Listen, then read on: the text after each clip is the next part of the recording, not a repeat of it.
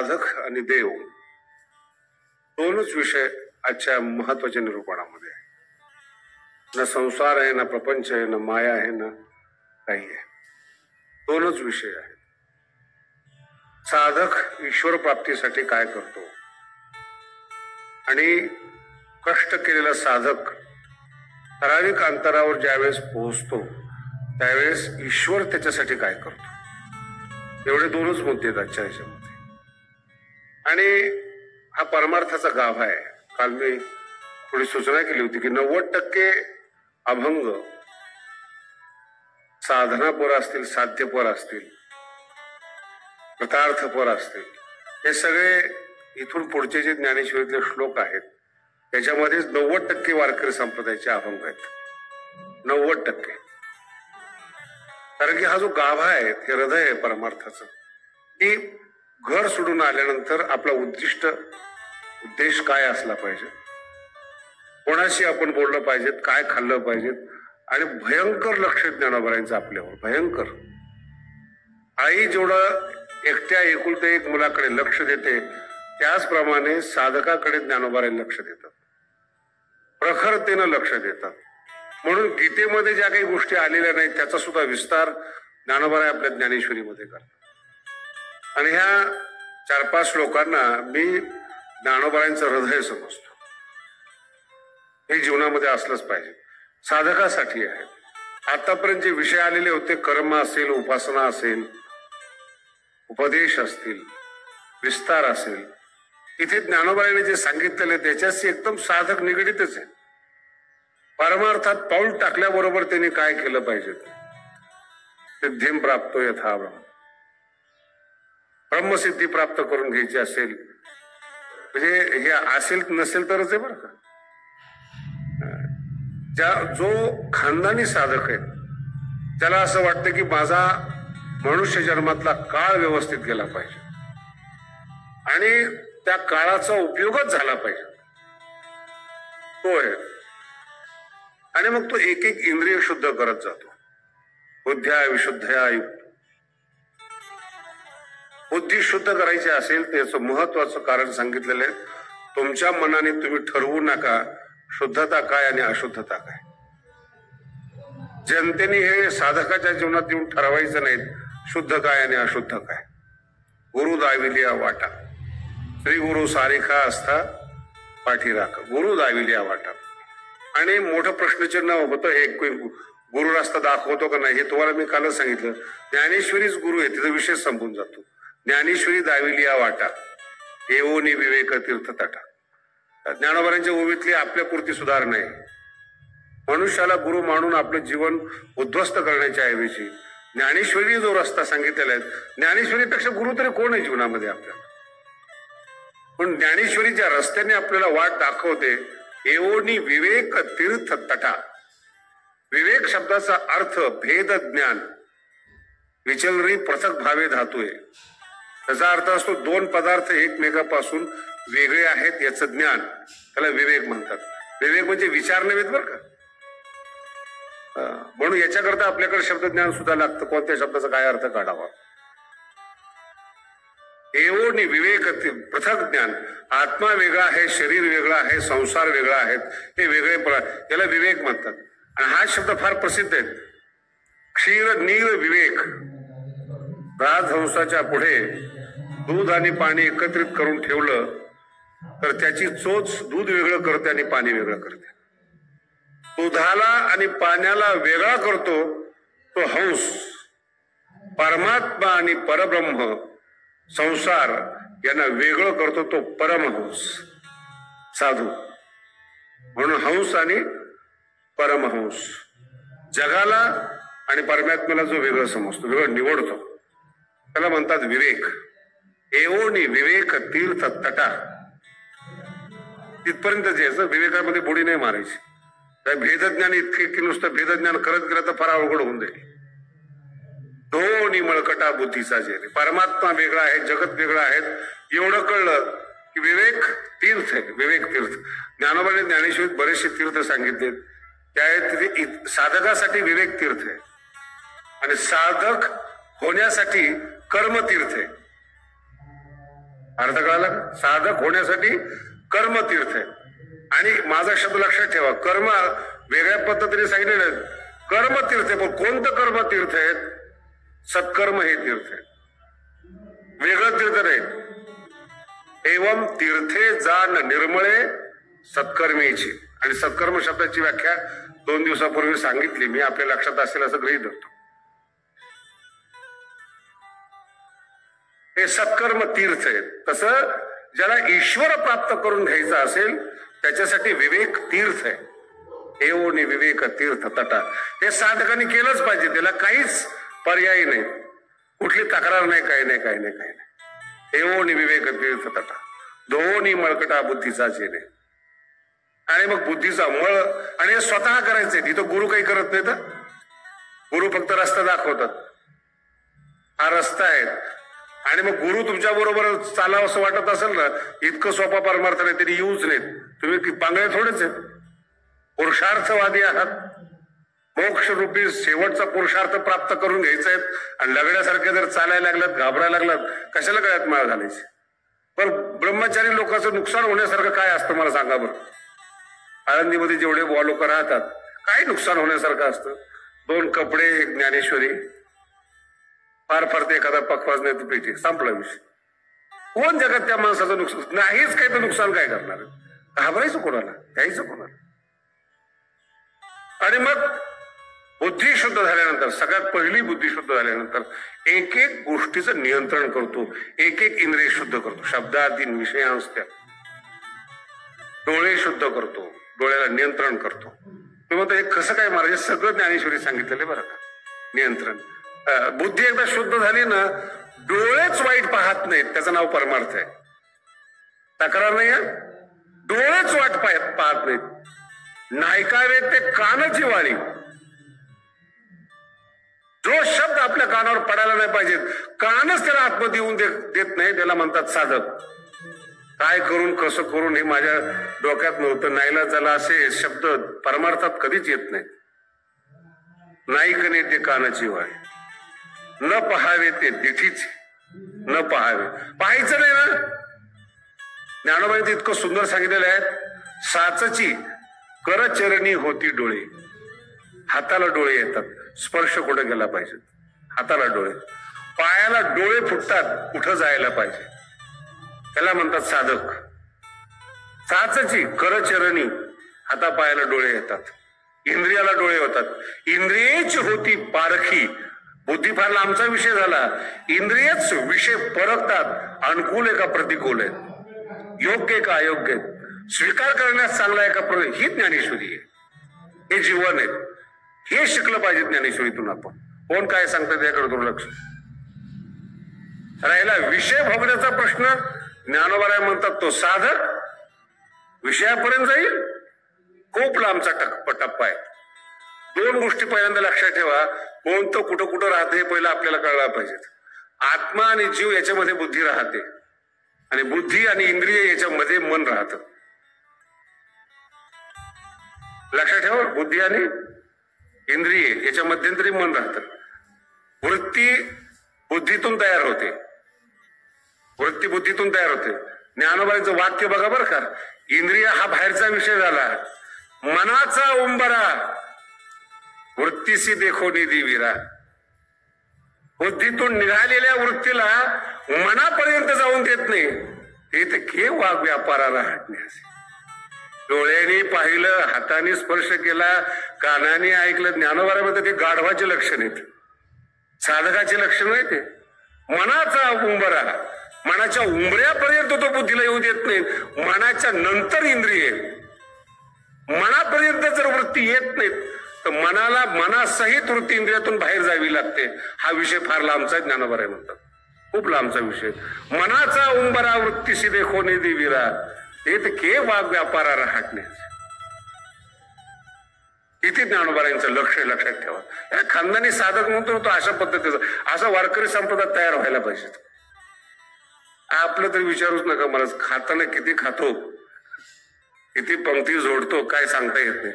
म्हणजे महाराज टीका करू नका. नाही, ज्ञानेश्वरी ही टीका नाही आहे, टीका वाटतं हा सुद्धा मूर्खपणा आहे. तरी खायच्या विषयी सुद्धा ज्ञानोबाई लक्ष देतात. किती खाल्लं पाहिजे. अंगाबळ यावे का क्षुधेते जावे, जिभेचे पुरवावे मनोरथ, भोजन करता विखिया तिन्ही ते जोने लेखी. तुम्हाला काय वाटलं की टीका म्हणून मी काही एवढा सामान्य माणसावर बोलणं इतका लहान नाहीये, लहान समजत पण नाही. तुम्ही म्हणता महाराज तुम्ही अहंकारी वाटता, अहंकार आहेच. हे ज्ञानोबाईंनी शिकवलंय आपल्याला.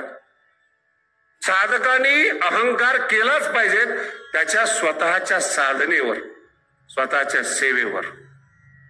तुम्ही अभ्यास करून बघा. तुम्ही धन्य आम्ही जन्म आलो, कुणाला शाबासकी दिली? उभं राहिले.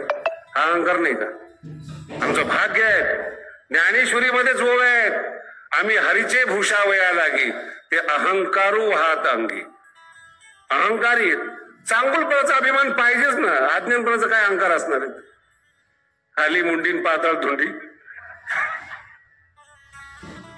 भल्या 10-5 माळा गळ्यात घालतो, गंध लावतो आणि विषयावरून चित्त जातच नाही त्याचं. हे असल्या ढोंगी माणसाने काय परमार्थ करावा?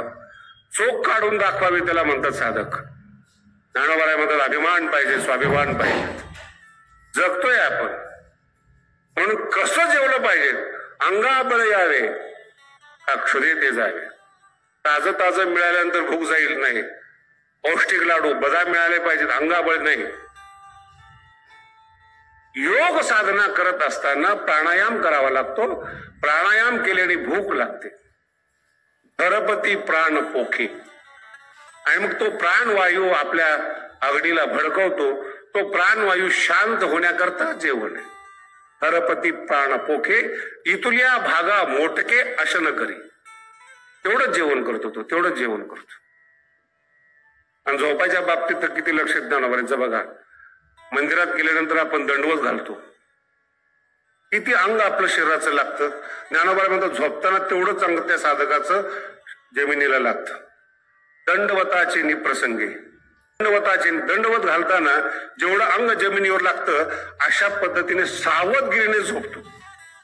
त्याचा आमचे महाराज लोक एका खोलीत झोपतात आणि दुसऱ्या खोलीत उठतात.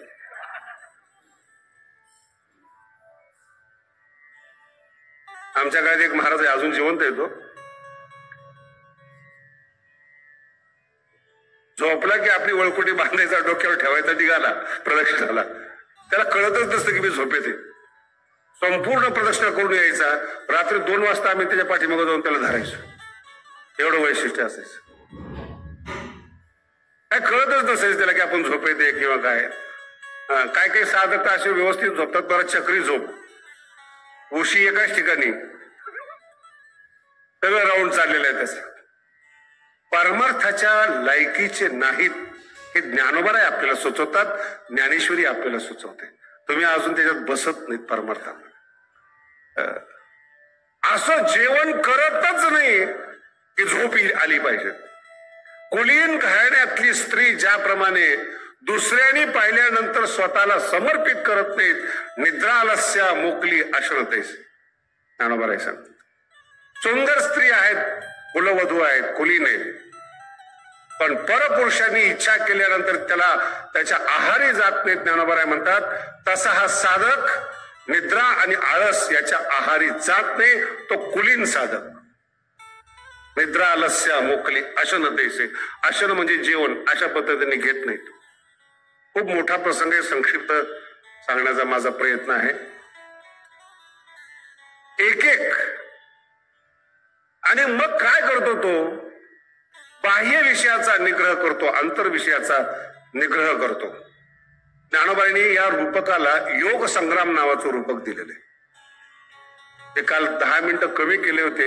एक तर हा विषय पूर्ण सांगितला जावा, नाही तर सांगितलंच जाऊ नये.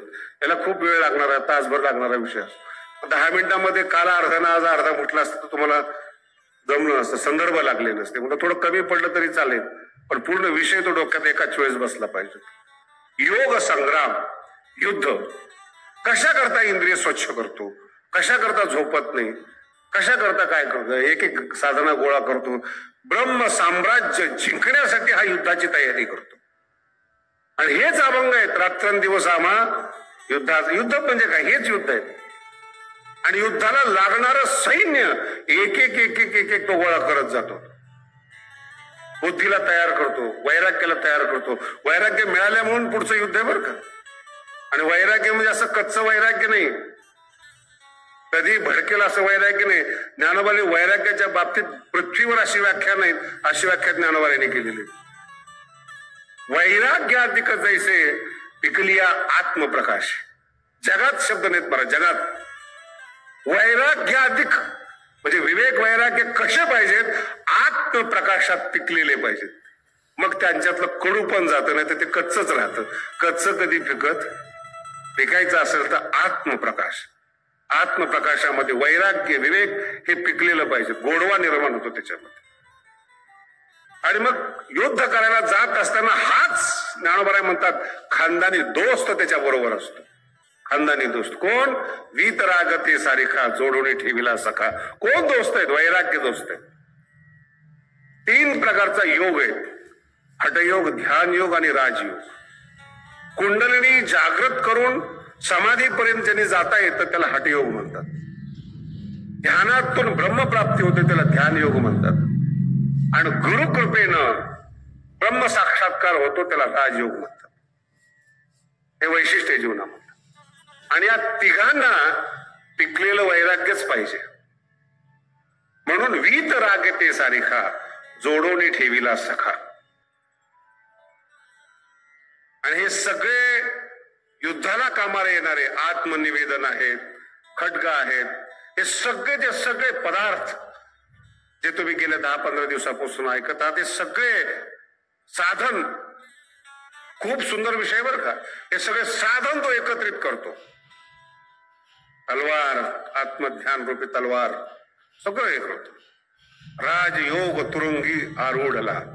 ज्ञानोबा म्हणतात हा साधक जो विविक्त सीवी आहेत, लघु अशी आहेत, काया वाचा मन शुद्ध केलेलं आहे, वाणी परिपक्व झालेली आहे, शरीर परिपक्व झालेलं आहे, सगळ्या बाजूने युक्त असा आत्मध्यान रूपी खड्ग हातात घेऊन मोक्ष रूपी विजय स्त्रीला, लक्ष्मीला प्राप्त करण्यासाठी तैसा संसार रणाआत.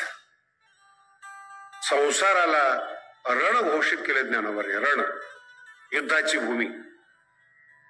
आपण इतकं बेफिकर जगतो ना, त्याच मला विशेष वाटतं.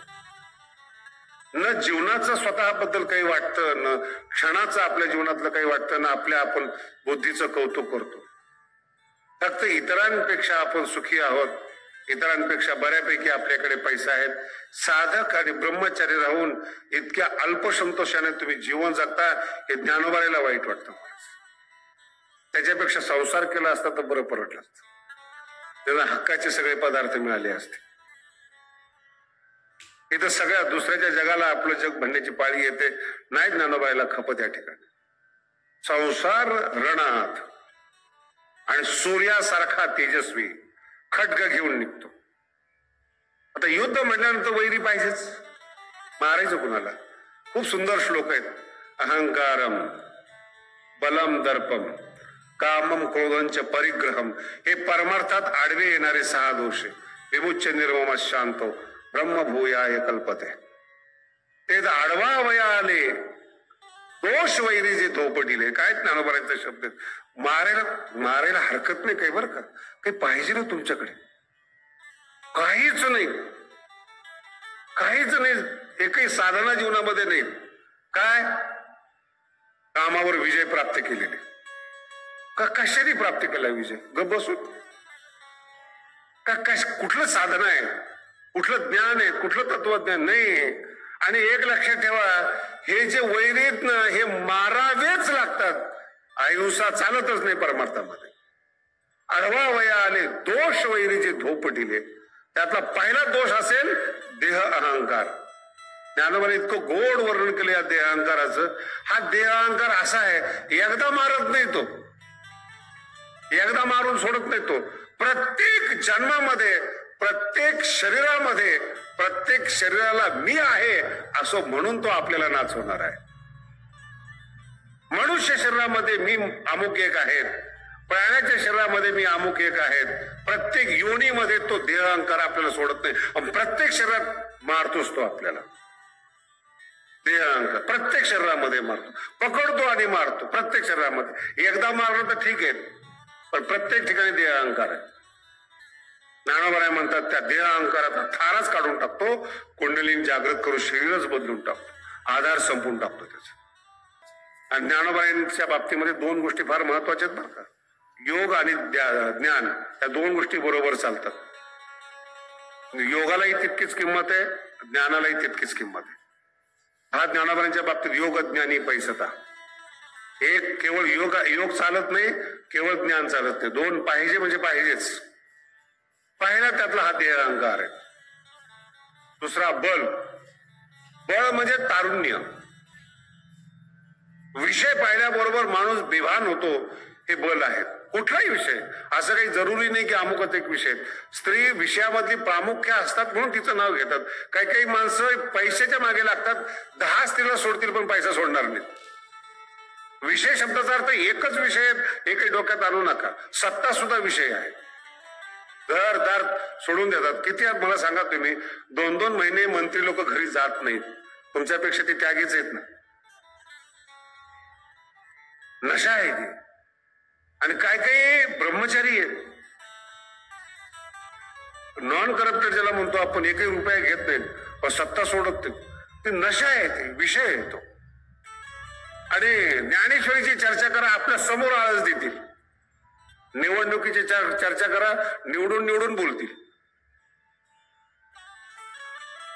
जसं काही आत्म्याचा विषय त्यांचा निघालेला आहे असं निवडणुकीच्या बाबतीमध्ये.